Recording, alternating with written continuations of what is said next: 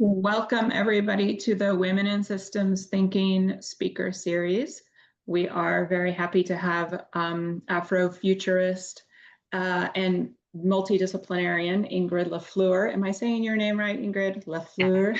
Sounds so fancy. With us today, and I will introduce Autonette, who is our co-creator of this event, in a moment. First, I just want to kind of set the tone for this gathering. So thanks everyone for joining us. Of course, it almost doesn't bear saying, but we'll say it anyway. We want to remind people to be kind, in particular to newbies. I think very early on in our Women in Systems Thinking speaker series, we had one instance of somebody sort of saying something like, you don't know what autopoiesis is? So we just want to make sure we keep the language as accessible as possible. And in your breakout groups in particular, help others to understand these sometimes very dense sets of vocabulary that we work with in the world of systems thinking, systems theory, complexity, all of that. Also, as many people have been doing already, you are encouraged to introduce yourself and where you're calling in from geographically in the chat. I myself, Felicia Chavez, I am currently located in Jenkintown, which is a suburb of Philadelphia in Pennsylvania. And I just want to mention briefly, I'll go ahead and put this link in the chat, that the Women in Systems Thinking speaker series has come out of a lengthy, over a few years, conversation between a small group of us. Our past speakers are cataloged on this website, System of Systems Thinkers website, which is, the acronym is SOST.life is the website. And if you go to that website, you'll see along the top 2025, 2024, 2023, and 2022.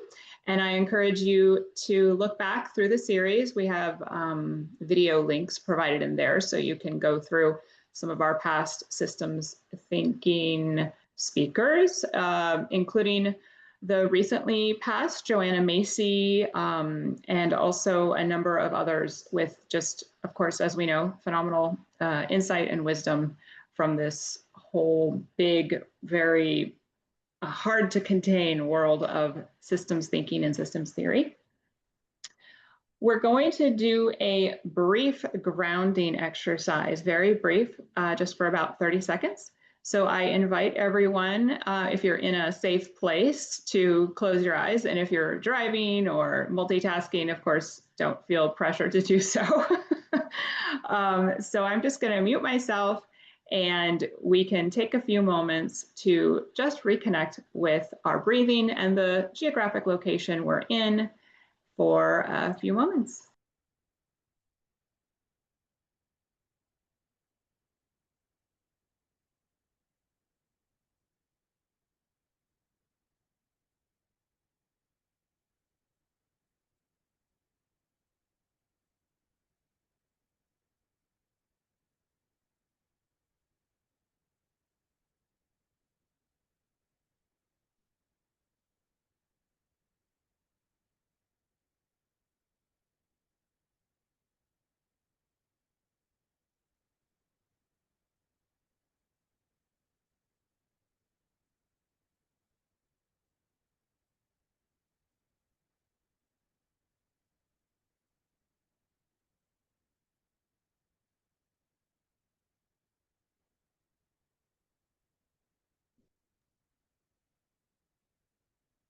And as you are ready, bringing our awareness back to our Zoom hosted group here. So by way of starting to move toward our speaker today, I just want to mention, Ingrid, I actually realized earlier today that I heard about your work without realizing it when I was in an airport. I believe it might have been SFO. And I'm going to share my screen so I can share this photo I took that I dug out of my little camera gallery. So this was back in, I think, June of this year. And I was waiting for my plane, and I just happened to run across this Women of Afrofuturism gallery installation at, yeah, it was SFO, San Francisco Airport. And first, so a couple of points I'll just make really quick. One is that I had never heard of Afrofuturism before. And so I was curious to kind of catalog this a bit. And one thing that caught my eye was up here in the first paragraph, it says, let's see, Afrofuturism explores the Black experience through a combination of science fiction, magical realism, mythology, history, and technology in genres ranging from literature and music to fashion, film, and visual arts. So that was the first thing I wanted to point out, because when you speak with people about systems thinking who might not be familiar with it, sometimes a way to start to talk about systems thinking in a very, very, very general sense is multidisciplinary or interdisciplinary studies, departments. And so this little explanation helps us see, oh yes, this is sort of a coming together of in this multidisciplinary kind of collaboration, corroboration, complexity, really. And then down here, I noticed a very special thank you to curatorial consultant Ingrid LaFleur for her assistance with this exhibition. So I was pretty excited when I was like, oh, that's Ingrid. So anyway, I'll put this photo I took in the chat if I can figure out how to upload it to this platform, so others can look at it and maybe look up any more information. And then I want to just briefly thank Autonette for visioning this talk. And Autonette has been a real faithful participant in the Women in Systems Thinking Speaker Series as a participant for a few years now. And so she's recently joined our little planning group and brought Ingrid's work to our attention. And I just, FYI, kind of have been a bit on the side this year and stepped in today to fill Carrie's shoes, who's normally our MC in recent events. But thank you very much, Autonette, for holding the planning for this particular speaker series. And of course, you, Carolina, for all of your support as well. And I am going to pass it to you, Autonette. Thank you, Felicia, and just honored to really have Ingrid on today. And it's interesting that you would pull that image up and then explain your excitement about knowing her work and then meeting her, because that's how I felt, you know, when I first met her, and just honored to call her a colleague and a friend, and excited to hear what she's going to present to us this evening. And I would encourage all of you, when you go to an airport, look for her work. It is phenomenal. So just to give you a little bit about her, and then we're going to go straight into Ingrid. She's a cultural strategist, a futures researcher, a theorist, pleasure activist, and it goes on and on and on. If you haven't seen her work, look for it. Ingrid, take the wheels.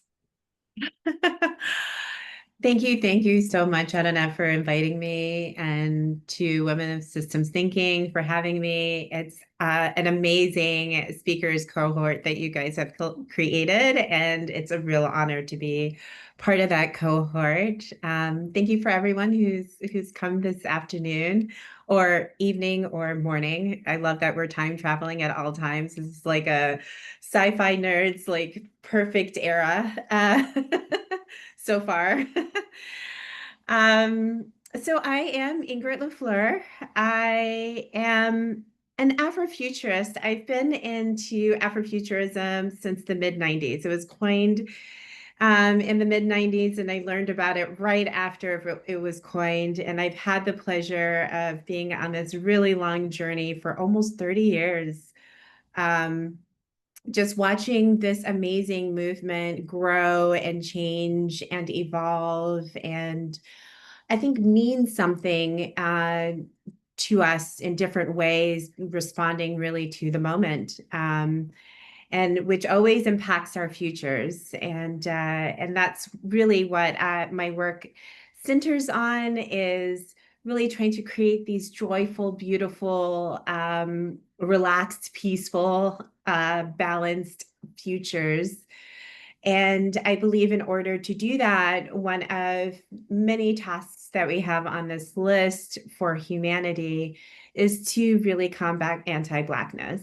And I think that Afrofuturism is one of the most amazing ways to create a new relationship to Blackness, to Black people, to really understand our challenges and our dreams, to understand that we have such a diversity of ways of being.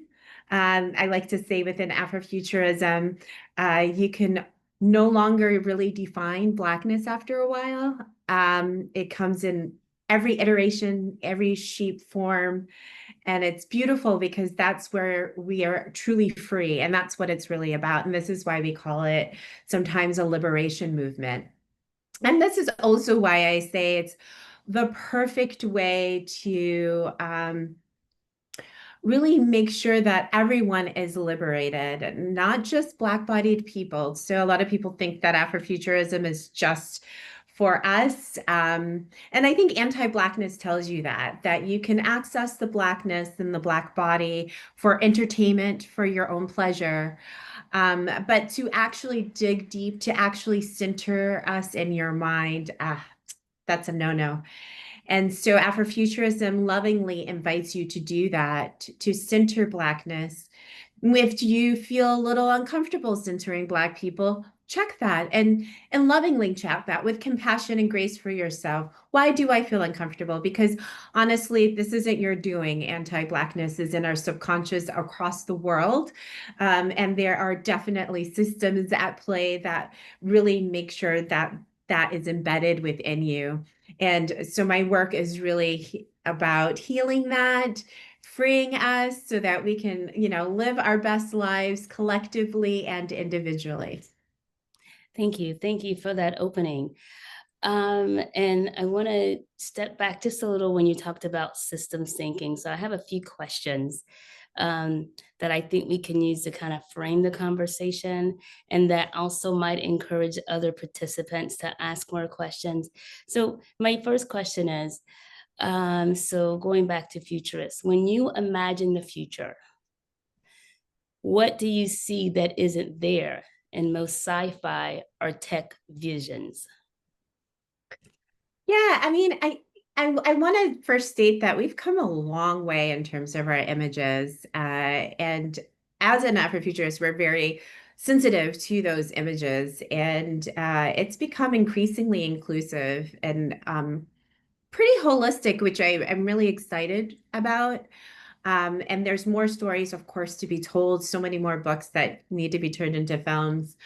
But one of the things that I like to focus on are those areas of our lives that sometimes don't always make it into the future, in terms of the various aesthetics.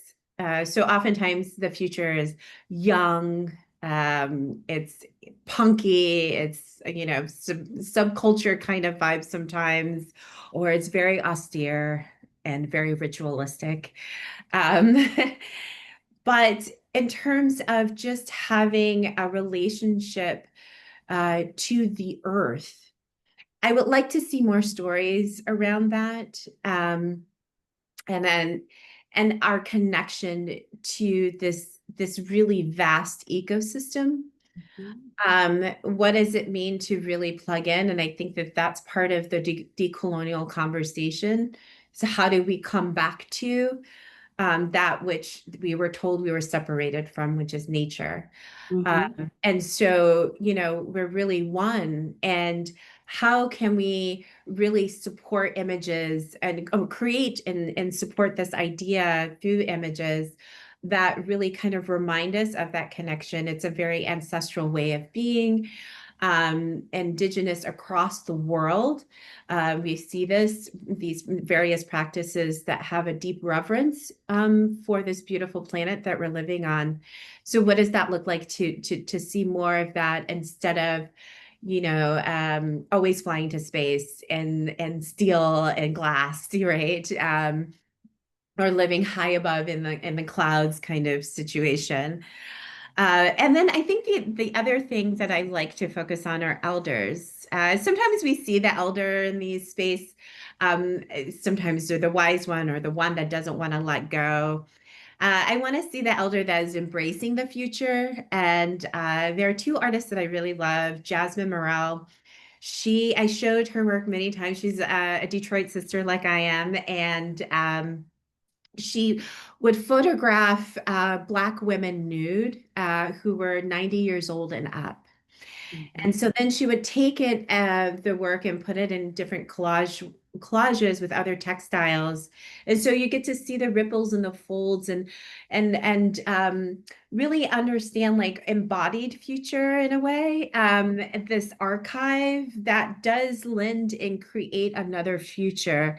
But you see it all physically on you. And I really want to embrace more aging and death because in terms of technology, I'm sure some of you are following like some people who want to become more immortal or how to reverse our aging and keep ourselves young. And most indigenous cultures will tell you that aging is part of the cycle of life and that we need to have a different perspective and embracing that. And so as the tech advances, because it moves fast, it's evolving faster and faster.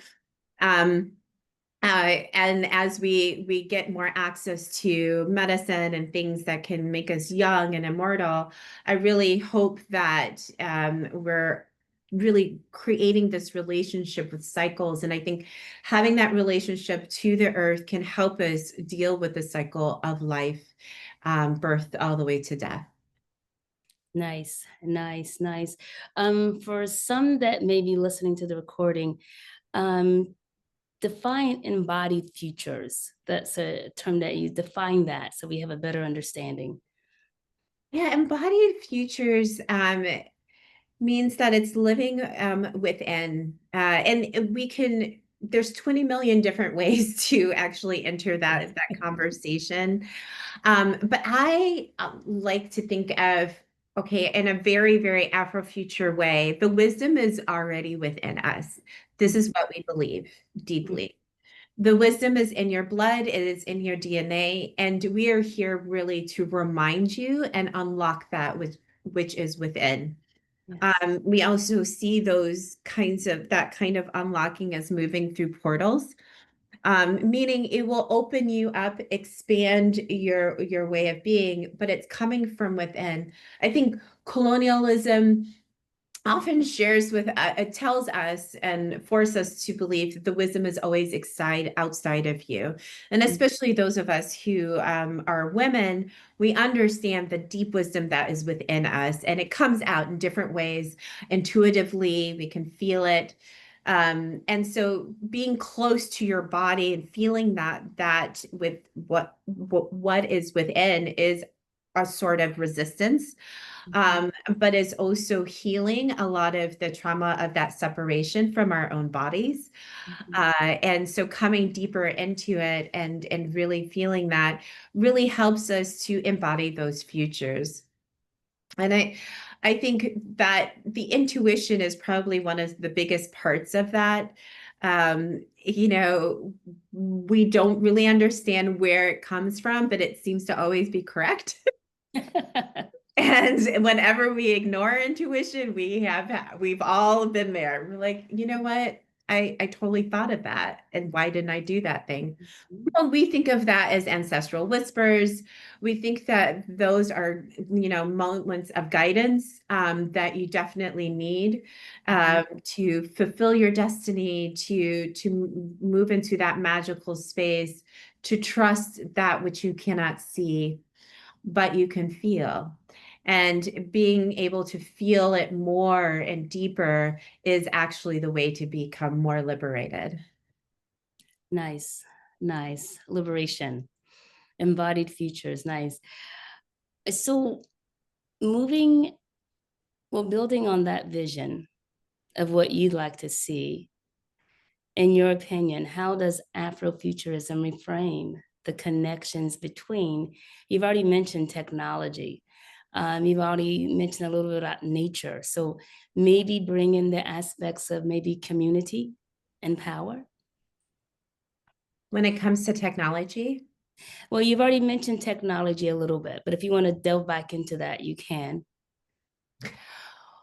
Well, one of the things that I focus on in my work, it's really important to understand how the tech impacts different groups of people.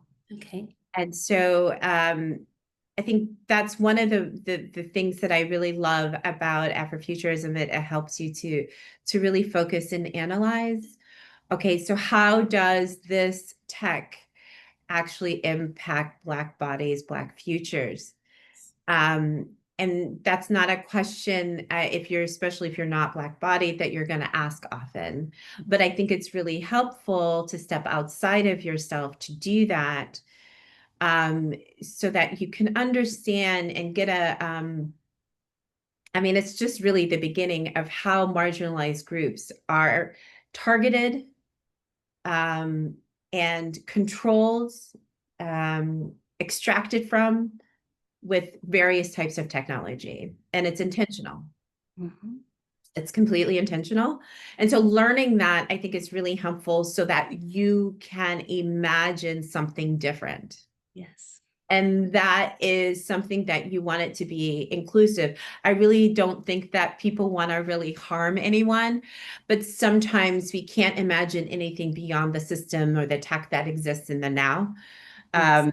And it's really about pushing up against those edges. So Afrofuturism gives us this permission to really go beyond those edges of our imagination, to really push and to and it's not like you need to come up with the vision right away, but you can start thinking, and it'll come back to you, and you'll live life, and you'll see like, oh, I remember, or this is something that I was contemplating, and now I'm seeing it and coming into fruition.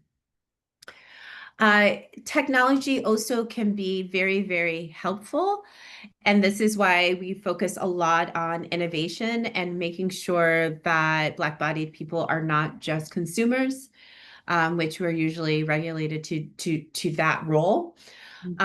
We really want to be innovators, and we've seen how we've come up with ways to navigate, for instance, unbanking in Kenya. Well, they've created M-Pesa where you don't even need the internet. You can just move money through phone to phone. Mm-hmm. And it was something that was very much by the VCs in the United States underestimated these kinds of technological schemes that allow the unbanked to still move money, and don't need the internet. It's throughout Africa, and it's like a billion kind of trajectory that Yes. it's on, and it's all because there's an underestimation around Africa, around Blackness, around those who are quote unquote poor, and by underestimating, then you're not going to innovate. And Afrofuturism centers those groups of people, so therefore you're always going to be innovating in ways like kind of filling in those gaps that need to be filled in ways that other people can't really imagine or think of because they're coming from a dominant group or a privileged place. And so this is what I really love about Afrofuturism. I call it justice-oriented experimentation happens out of survival, out of need, but then also becomes a tool for thriving as well. Once our needs are met. And then finally, we think of technology as very ancestral. So this has happened before. A lot of the tech About that that. we're dealing with has happened before. And this is why it's important to know not just the histories that we get in school, but also the mythologies, legends, and cosmologies, spiritual practices explained to you and tell you around the world. I mean, there's so many conversations around how people are able to communicate by speaking to a rock, and the message gets to someone way across the continent. Mhm. We've heard these stories over and over again. We think it's magical. We think it might be crazy. It sounds a little esoteric, but really, what I think ancestral these stories within an indigenous ancestral realm are reminding us is that we have the tech within us. Our Yes. psychic abilities are the ones that are the way to communicate with each other without having to speak. We've known this. We've had this ability forever. We just don't cultivate it because we're told that's not something that is valuable. We're told that's kooky, that's just crazy esoteric things. It's the Mhm. reason we're told that is because it cannot be controlled, and it's difficult to extract from it. Yes. And so therefore it doesn't work within this place of commodification, of constant commodification, which, if as Black bodied people, we were commodified, our whole being. Mhm. So we're very sensitive to also how tech evolves. So this is in terms of like, robots, and I have a deep sensitivity around robots because now we're creating another type of servant, and so then we're going to treat them accordingly, and we already know how that went. So Yes. I see that somebody asked about the term justice-oriented experimentation. So the reason for that is that people experiment out here, but it can cause major harm, even death, trauma. Definitely, my people understand that the various experimentations and giving us just different diseases, trying to create gynecological instruments without giving us any sort of medicine for the pain. Mhm. Mhm. Just all kinds of things were done on our Black bodies. And so this is why I'm very clear that we need to be experimenting, but we just want to make sure that we're not causing more harm and trauma at the exact same time. And it definitely within a patriarchal space, it doesn't matter. It's always for the greater good, so that you're going to sacrifice and cause trauma along the path of trying to manifest a thing. And within a matriarchal space, we are very holistic, and you want to understand the impact of everything, so that when you do take the risk, it's for actually a greater good, because it's causing a positive impact along that journey. Yes. Yes. Yeah. I think we have a second question in the chat. Um, I would love to hear Ingrid's interpretation of the movie Sinners and whether vampirism is presented as a false supernatural power or desirable alternative future, but is really just another form of colonialism. Shall I repeat that? Yeah, I think I got it. And I think we're kind of on the same wavelength. So the vampire analogy is definitely to suck you in and to transform you into whatever that thing is, right? And I find it interesting. I mean, we can flatline it and say, white people are coming to this Black party, and then they turn everyone into a vampire. So it's almost kind of thinking about like assimilation, kind of ways of like, you're going to be more like me. But those white people were being subjected by other white people, where they have their own hierarchy. And I don't know if people have really gotten into that, but this is why I think there was an overemphasis on the fact that they were Irish, I think, if I remember correctly. And so how they got pulled into this idea of whiteness, And I think that that's another symbol of the vampire, like how they became a vampire. They got pulled into whiteness, and then you have Black people who are now subjected to that. That's how I see it, very literally. And whiteness, probably a question. It's different from white people. Um, a lot of my friends and colleagues discuss how whiteness separates you from humanity. It's a way, it's a mindset that tells you that you are entitled, and that you have a particular type of role and power in the society that is greater than anybody else's.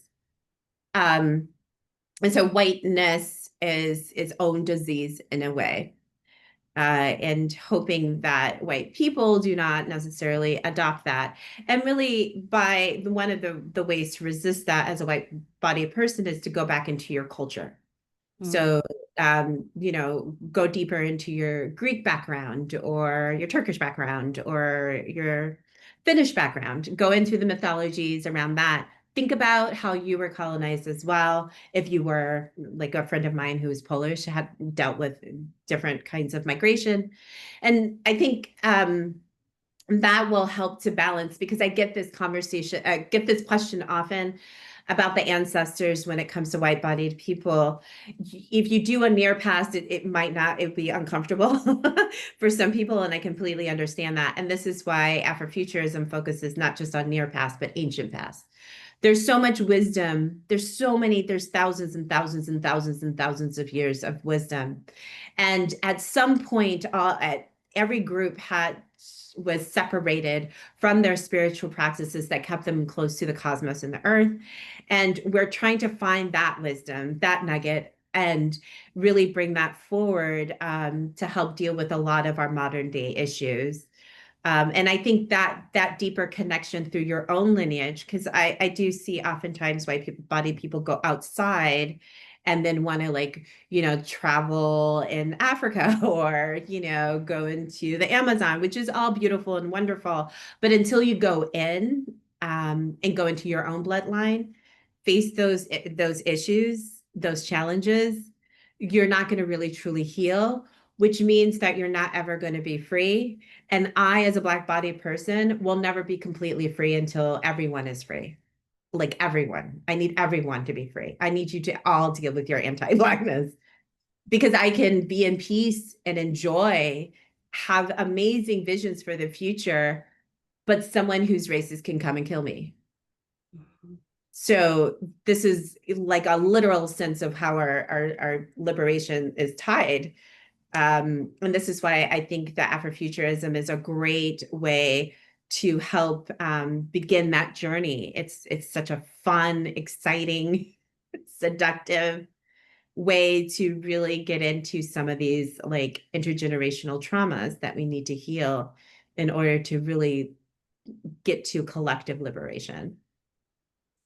Nice, nice. And hearing you say that, if someone were to say to you, well, where do I start? You've said a lot. I hear you. I feel it. I see it. Where do I begin? How would you answer that question? Yeah, I think that reading books. I like the books. I know that people might see a lot of films, and I think that they're great. But reading the books very specifically, you can get into different mindsets and really go deeper into the different worlds that are created. Who Fears Death by Nnedi Okorafor is one of my favorite novels. And it's really because of the way that she describes various realities. And I'm not poetic enough and I can't remember, but it's just kind of the way she would describe a computer, or the way she describes cement.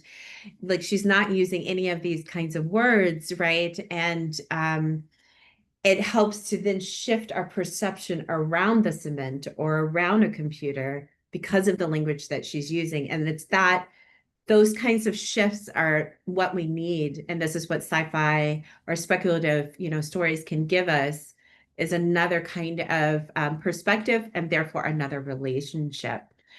Of course, anything by Octavia Butler. I mean, she's our godmother. Just anything. Wild Seed is one of my favorite books. I find it to be very sexy, but that's controversial. But Is it Wild Seed? Yeah, Wild Seed. Okay. And what the thing about Octavia Butler, she's telling us that all of this is messy, everything is entangled, nothing's going to be black and white. You're going to have to deal with moral dilemmas. I mean, she doesn't really give you a break in her books. You just kind of hold it on for dear life. And then, for years later, I still have images that come through. And then don't read it at the wrong time. Like I read Parable of the Sower right when the United States was invading Afghanistan. Okay. Like that, reading an apocalyptic book during, a possible apocalypse, which I thought at that time was apocalypse. And look here where we are now. But anyways, like it might not always be like you might not think of it as like the most comforting thing. But what she does remind you, I love Parable of the Sower for this, and I think that this is why it's getting referenced so much lately, is that she tells you to be prepared. How do you prepare for survival? And don't underestimate that. So you can have your dream, you can have your vision, you can work towards that, manifesting that, but then also that's why it's so important to signal scan, to understand what's on the horizon. This is why I love being a futures researcher, so that then you can still be prepared.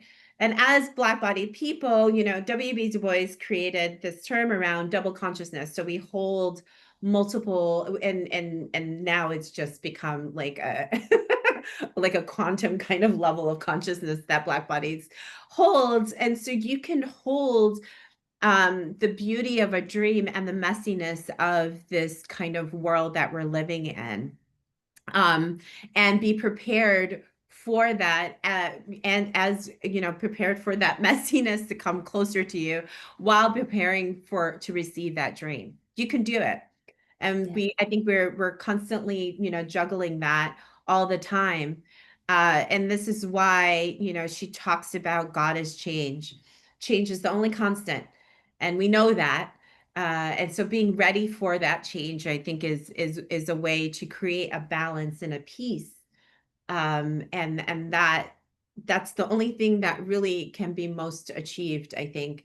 And then the last thing that she tells us is how to use, for instance, like hyper empathy was, is something that Lauren Olamina, who's the main character of Parable of the Sower, she could feel people's emotions deeply. It was painful. She could feel everything. And as a result, made her a really great leader.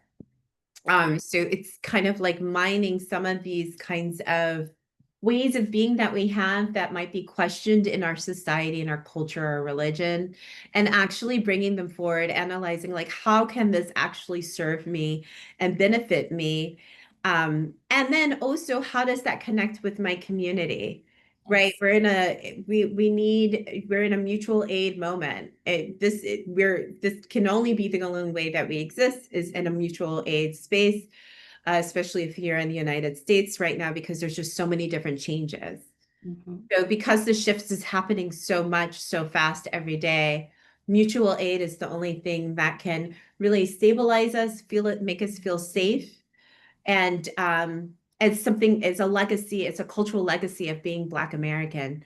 We've always existed in it. We had to, out of survival, but mostly because our government systems were criminalizing us or targeting us instead of actually embracing us. So when you've had, hundreds of years of having to really exist outside of, or in resistance to lots of different systems that are trying to subjugate you, you create mutual aid, and it's embedded in your culture. Like it's just an automatic kind of thing. So that think is a really great teaching moment for other communities that might not have that culturally.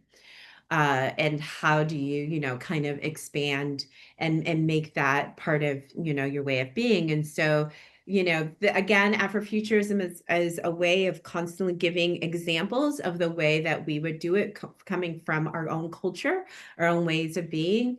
And hopefully it can create inspiration for you to do the same work within your own community if you're not, Black-bodied.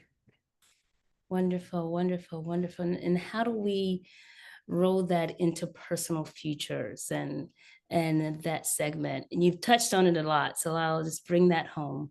Yeah, definitely. So personal futures is something that I'm really big into, because we keep thinking about these collective futures, and that's really beautiful. But the collective is made up of the many, the individual, right?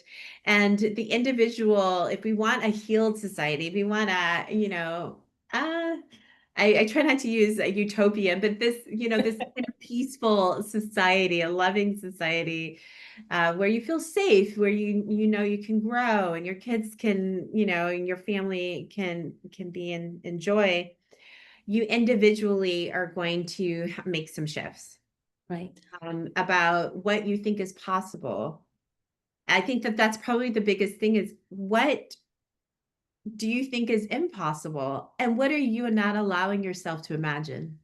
Yes. I'm a free thinker, and it's rare that I come up against certain edges of my imagination. Um, and when it happens, I embrace it fully. Like, oh, for instance, I like luxury cars. It's just a thing. I'm from Detroit. And so I love them. I've had lovers who've had them. But for the first time while I was driving, I saw this Porsche, and it was gorgeous, and I couldn't imagine myself in it driving it. Mm-hmm. And I was like, oh, wow. I never tried that. That's so interesting. And what was crazy was that when the Porsche passed by me, it was a Black woman driving it, like gold bamboo earrings. It was great. It was like I needed to see that, right? Mm-hmm. Of course, this is what Afrofuturism is about. We need to see ourselves doing certain things. And Yes. for me, on this very tiny scale, I needed to see this Black woman drive this gorgeous car. So I can imagine myself in driving a car, right? And that's on a very tiny scale. I think when it comes to personal futures, though, we have to really analyze, what are we repeating in our imagination? How are the stories we're telling ourselves impacting our family, friends, and communities? What are the shifts that we can make within our work life, and the ritual of daily being, that can help bring about these just futures that we really want? Mm-hmm. What injustice are we upholding ourselves? What is a mythic story or identity you can create for yourself? So this is coming from Sun Ra, who's a jazz musician. He said he was from the planet Saturn. And his music was to bring his people back to Saturn to be free. And I really like that he held on to this identity, named himself Sun Ra, no matter how many times you asked him. He's from this planet. And that mythic identity exists outside of the state, outside of culture, family, everything. It exists out of everything. And it literally comes from you within. And that mythic identity comes with its own power, its own mission, its own purpose. And in my Dinkanesh method that I've created, I really think it's important to start there, to create that mythic identity, to pop yourself out of the now, Mm-hmm. and to give yourself permission to just dream wildly. Like, I can fly, right? That's one of my powers. I can fly. Mm-hmm. And this is really coming from Samra saying that the possible has been tried and failed, and now it's time to try the impossible. But oftentimes, to get to the impossible, we have to become impossible if that makes sense. Yes. So we become impossibly a myth ourselves, and then we can embrace more, more of the infinite possibilities that exist, and then craft futures that go over and beyond what we've originally imagined. We often are imagining futures in a linear way according to our work, our career, according to family. But what happened if we break out of that? Right. And just like go wild and go free? And what if, we give ourselves permission? Having that ritual, I think, is important to reconnect to your mythic self, to center, to connect with your ancestral ancestors. And I like creating altars for ancestors. I actually have one right behind this computer that I have. So I work with my altar right there. And this is to really give thanks for those who came before, for you to exist today, the wisdom that exists within you, and to really take time to channel that and to quiet yourself so that your intuition can shine, basically. In all of this, we have to acknowledge the various intergenerational traumas that might exist, and our destiny. Mm-hmm. I do believe in destiny. And I do believe that sometimes we're afraid to step into it. So Mm-hmm. when I'm really afraid to do something, I do it. Got That's it. why, like, my whole life has been that way. I'm like, oh my God, I'm freaking out. I guess I gotta do this thing. Whatever that is, right? Because usually our destiny, it's like a pull and a tug in a direction that we've been avoiding. And the universe will course correct that. And they're not as nice as if you did it yourself. Sometimes it could be a little rough, the course correction. But I think that, bringing all of these things together to create a personal futures practice, to challenge your own imagination, to really push beyond, to really think of yourself outside of the identities of this kind of human earthbound realm. All of these things is just really just kind of giving yourself permission to move beyond narratives that, colonialism definitely, capitalism has really set forth, and told you this is the way that it has to be. And you're saying, no, there's many ways it can be. There's many ways it can be. And we all know that intellectually, but how do we live that? Mm-hmm. And a personal futures practice will help you to do that. Nice, nice, nice. So I want to say more, but I think we have to go out into the breakout rooms, Carolina. Is that right? How's our time?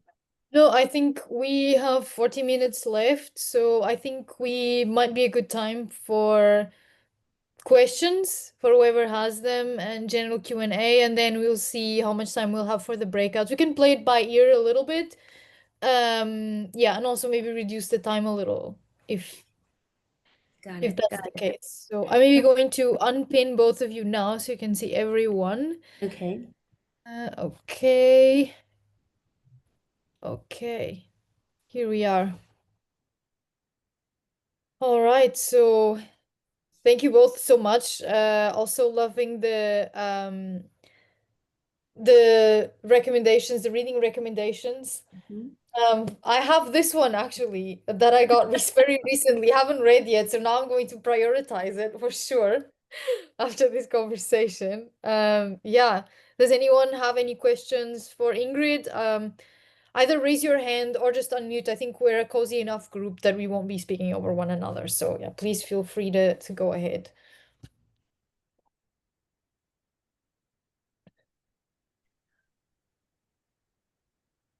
I can just start with a question. Ingrid, thank you so much for sharing, and Annette also for your good questions and prompting. I'm curious. Obviously, in this moment, we're in a pretty big, we're in a very different state politically in the US than we were just a year ago. And I understand like there's threads that, you know, in one sense, nothing's changed. And in another sense, we're living in a very different moment. And I'm just curious, like with the work that you do, um, how does this different context, like what does Afrofuturism have to offer us? You know, those of us who are kind of maybe frozen in the shock and awe of this time, I'm hearing you say like a personal futures practice might be helpful, but yeah, just a reflection on how we might, how Afrofuturism might support us in moving, and also how this context has shifted, maybe how your work operates in this context. Definitely. First, I want to kind of ground us of where we are. I recently went to an art and tech conference called Ars Electronica, and in Austria. And there was this woman there, Dr. Isabella Herman. She's based in Berlin, and she was talking about anti-dystopia. And she analyzed, I think, about 6 or 7 books. Among them, one of them was by Octavia Butler, and another one was by Nadia Corfor. And what she found was that in these books, in the world, we're in a dystopia, but all the main characters were still fighting for justice and still fighting for, you know, something better. And so it's called anti-dystopia. And I really like that. I usually say utopia and dystopia exist at the exact same time. I think it's really important to understand that someone's utopia is someone else's dystopia, is somebody's dystopias. So this is why we'll never agree on what an actual utopia looks like. And that's really not the goal. So within that, Black people have a long, long legacy of fighting for justice. This moment collectively definitely feels like a pretty pivotal shift happening, because now we got to consider the tech, right? And this is why I have always advocated for Black children to learn how to be hackers, not just to code, to create, but to like straight up hack. And it's interesting because there was a podcast that basically said that they've been touting for decades that kids need to be coding to get a job. But now they're more, the unemployment within computers for computer science majors is so much higher than, for instance, biology majors.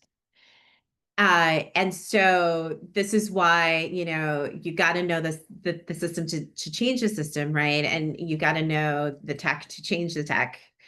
And so this is how an Afrofuturist thinks. We're constantly trying to pierce the veil. So we know that we're in a dystopia. We've always been in a dystopia. We've never not been in a dystopia. It's always been a hell happening. It's never not been a hell happening, right? It's just that now certain groups are feeling it a little bit more than before. But the poly crisis, this is our baseline. Like when that term came about, it was just like, I just started laughing. Like, y'all just got to your poly crisis because we've been in it for, I don't know, like that's our modus operandi. So as a result of that, we have like in the past so many different liberatory strategies that we can pull from. We know what it's like to think about the impossible and to make it real, right? So anyone who was enslaved, who dreamt that at some point their lineage was going to be free, that was an impossibility. That was an impossibility. There was no signal that said that it was going to end anytime soon. There was nothing really on the horizon other than your own intuition and your own will to make that happen, right? And even within this kind of dystopian space, within, you know, the enslavement, there were moments of pleasure and joy. Straight up, pleasure and joy. And if you know anything about Black people, we know how to do pleasure and joy. Our culture demands that of us. My favorite is during it was April 16th. There was the march happening, and leading up to the march, just Black Americans were telling each other, like, stay home. You did your work, but stay home, because this is a different type of situation. You might not come back home if you go out to this march. And if you notice, the marches were fairly peaceful, but they were majority white.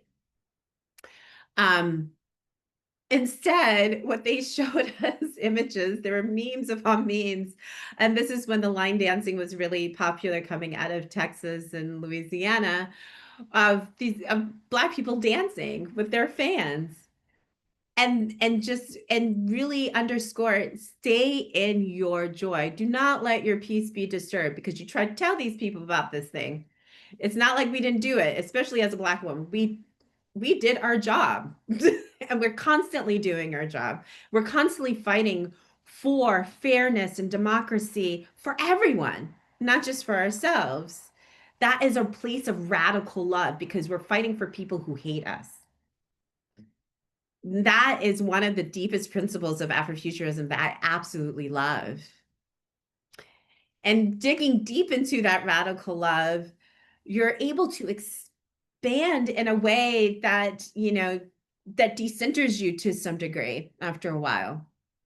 At Black women, we're used to decentering ourselves quite often, actually, for the greater good. So within Afrofuturism, what you're going to learn is how to survive, how to be in pleasure and joy, and how to dream about a future that there's no indication exists, all at the same time. At the exact same time. Is a way of being in resistance without centering the thing. I think that that's probably one of the biggest issues that I have. I'm not trying to constantly center whiteness in order to be in resistance to it. My existence is already in resistance. I don't need to center whiteness because I'm not supposed to, definitely not supposed to be this educated, this, wealthy, however much money I have. Like, I'm not supposed to be here. And I'm not supposed to be in power.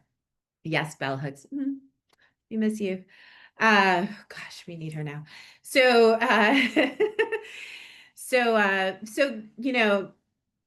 Afrofuturism will give you these lessons, and the way to begin is to really read the literature, look at the films.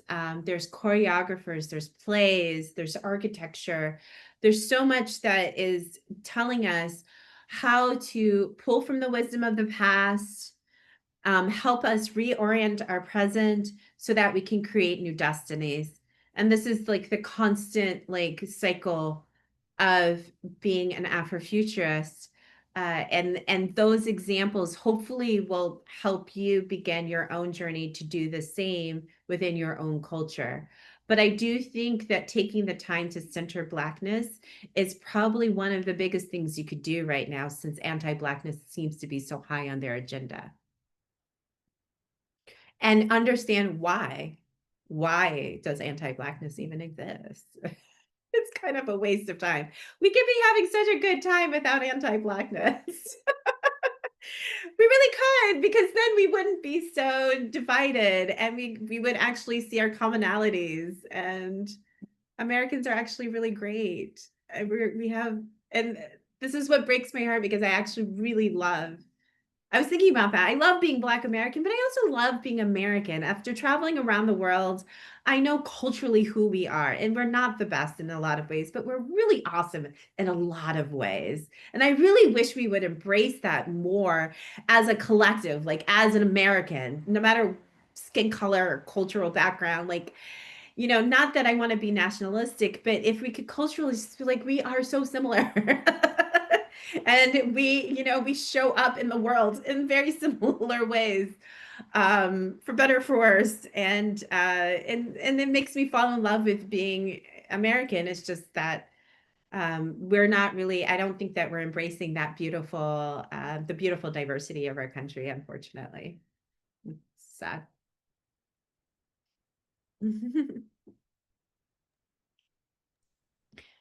Francesca? Yeah, Francesca, you're Right. muted. Yeah, but there you I'm go. sorry, you've activated so many things. I'm sorry for being so chatty in the chat. I've also been practicing futurism, but whatever that means. But I have a question for you. As a Canadian living in the US right now, I imagine, that AI is going to get introduced into public school curriculum. And I'm just wondering, are you seeing, and I wish there would be if there isn't, a push for Afrofuturism into curriculum? Because I just don't see, I feel like AI introduces such a big need for what if, as we're starting to see with some of the tragic consequences and what seems to happen when you actually don't invest in the appropriate R&D before you release things to the marketplace. Are you seeing any examples of Afrofuturism, or any, efforts to put it into curriculum, not just as a counter to AI, but as a way to explore it responsibly? That's all I'm asking for as a parent who's like, worried about guns and now worried about like then social media and then AI. And it's like, it's too much, like it's so much. And then I look at my kids and I'm like, how are you, if it's too much for me, how are you processing? It's like empathy, you know what I mean? If adaptability and empathy are really important, I do believe they are important traits for building resilience and for building a collective future. I just am very concerned for our kids. Sorry, that's a big loaded question. No, and it's real. And it's very difficult for me to understand the perspective of a digital native, those who are born into this. Like, I don't know. I transitioned into it, which I love. I like that I know what it was like before and now after, but I don't know very specifically educators who are focusing on bringing Afrofuturism to discuss AI very specifically, but there is the National Black Child Development Institute, and I actually emailed the group this morning because they're a client of mine, and I'm working on something, and I remembered, well, not remembered, but I needed to pull up the document that they created. It's on Afrofuturism and systems change. And it's really centering, they focused on newborn to age 8, I think, if I remember correctly. So this is young, it's pretty young. But it does at least give you an example of how people are applying Afrofuturism very specifically to how we educate our children. And I'm actually, this is what I was doing. I was prepping for the conference that's coming up in a couple of weeks. And just really thinking about, it's interesting. I was thinking like, oh gosh, I'm all over the place. My journey began with returning back home, thinking about Afrofuturism in Detroit, but really wanting to create an Afrofuture pedagogy. But I got completely distracted by the fact that I was meeting and teaching children who were literally living without really basic resources, needed to go to the food pantry, living without water. And so this took me onto a completely different path that I can feel myself coming back to, because it's true, it comes down to education and what we're exposing our children to. And what I found in schools, the critical thinking had been reduced, which probably we need more of, way more of, but we need exposure to more different types of stories. And this is why I like getting into myths. There's some magic there that I think children can hold on to its wonder, but then can translate into their own life, right? And they're bolder and braver to do that. They're more open to the impossible. I mean, everything is possible. Like, there is no impossible, right? Especially as a child, if we're doing our job right, they can think beyond, over and beyond what we're thinking of, and create a perspective on something that we hadn't thought of. And this is why we really love being around children, at least I do. And so cultivating that would be really great, by making sure that they read certain things, exposed to certain films, know certain kinds of histories, and embody these histories, embody the different kinds of eras that happened, around the world, and reenact them, and feel being that queen or that, warrior princess. Like, I think, we don't really need Disney necessarily. We have all the stories within us, within our histories, within our cultures. And it's a great way of also understanding globally what has happened, because we're so Euro-centered, and unfortunately, that we kind of miss out on what's happening around the world, and and how it evolved in 20 million different ways way before Europe might have even come across the thing, so having it broadening that perspective. And if I don't know what state you're in the US, right? So books are banned in certain states, and so really making sure that they have access. So one of the things that Black archivists are advocating for us to do right now is to collect the books, to actually buy the physical book. It's crazy because what is it, Fahrenheit? The sci-fi. Ray Bradbury, 451. Is it 451? I haven't read that since I was a kid, and to feel like this is we're there, we're like, in a way, burning our books, is insane. And if everything becomes digital, they could really, really control our access to information. Yes. And so this is why having the physical copy is so important.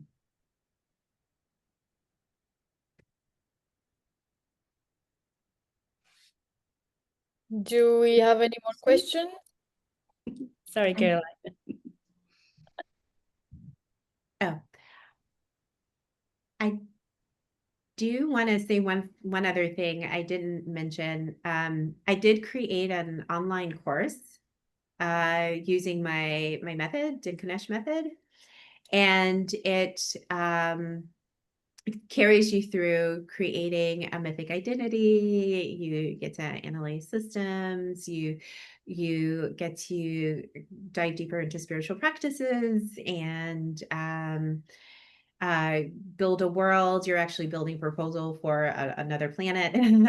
You got to show that you've changed, and then you create a personal futures practice at the end of it. I made, Ginny has taken the course, so she can tell you how it is. And I actually made it pay what you can now, because I just feel like it's so essential.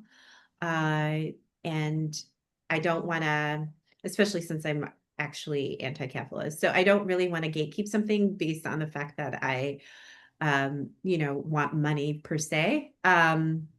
I love to eat. I like shelter, but I believe that the ancestors got me, and this is really important to me, that the information is out there. And the course actually will be shifting as well, but at the moment it's this iteration that you get to explore the first iteration of it. And so it's on my website, afrofuturestrategies.com, and feel free to join and to dive in if you want to dive deeper into some of these different ideas. Yeah, I think if we can plug a link into the chat if anyone has it handy, and if not, we will make sure to include it. We'll always send out a follow-up with the link to the recording, the chat and everything, so we can also include the link there for anyone. And there it is. Yeah, alternate. Lovely. Well, if we don't have any more questions, Ingrid, thank you so much for sharing a part of you with us. And I thank everyone for participating and imagining something different.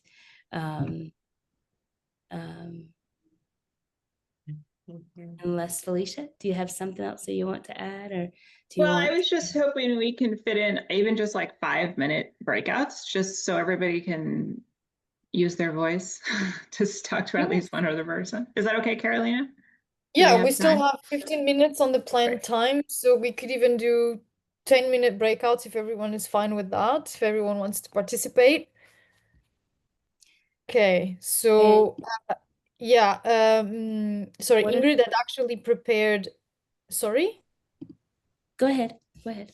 Oh, okay, so Ingrid had actually prepared a prompt and an exercise for everyone, which I've just dropped in the chat, which would be to think about what ancestral and cultural stories within your system can you nurture to expand the possibility for Black futures? And then looking at your workplace and communities as living systems, how can you adapt, amplify, and heal these systems to support Black people's agency and imagination? And then to map as much as possible stories, rituals, values, and collective memories in your system. And I think this would be nice, maybe in groups of in pairs, just because it's like a big question, so people have time to share. If we do 3, it might be a little bit too rushed. Okay, so I've set up the breakouts already, actually. So let me just do something here. Just move someone.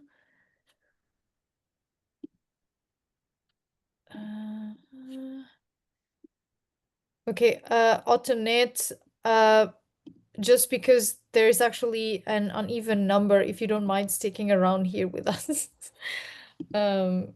Yeah, okay. Lovely, thank you. Okay, I'm gonna open the rooms for 10 minutes, and yeah, enjoy the conversations, everyone.